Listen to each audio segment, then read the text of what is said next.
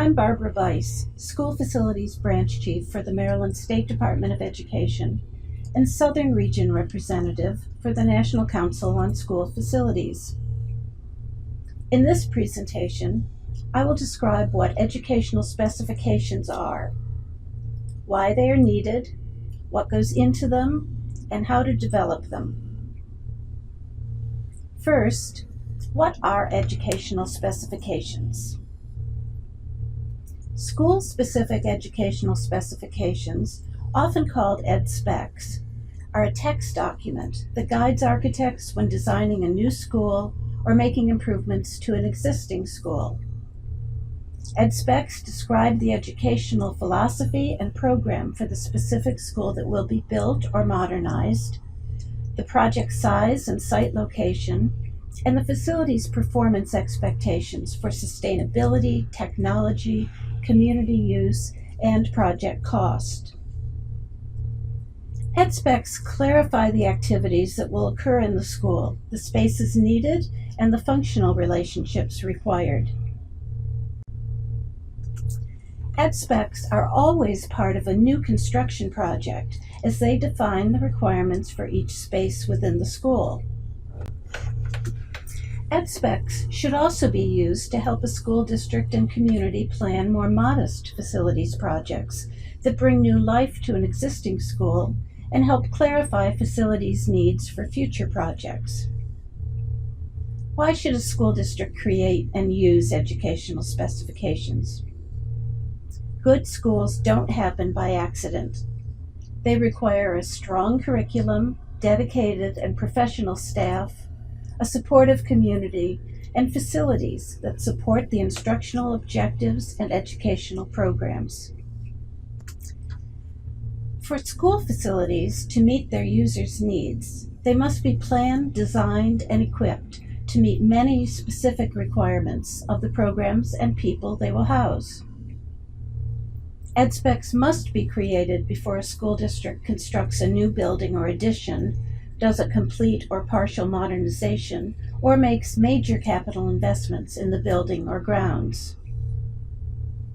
The development of the ed specs may be the least expensive phase of a project, but it's the phase that has the greatest implications for project cost and success. What goes into ed specs? Ed specs describe the education mission, instructional programs, and community services and activities to be offered in the facility.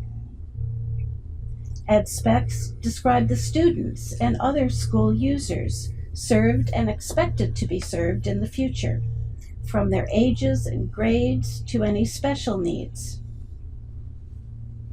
Ed specs describe the specific programs in the school, including academic, administrative, and building support services, and supplemental activities such as before and after school care and community recreation programs.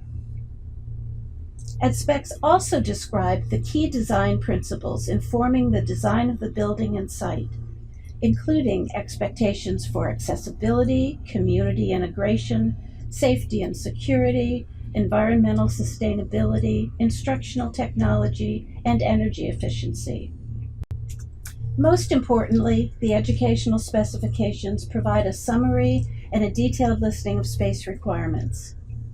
Each proposed room is specified in terms of the functions it will support: size, shape, height, capacity, relationships to other spaces, floor and wall finishes, and any unique features like a need for sinks or extra electrical outlets.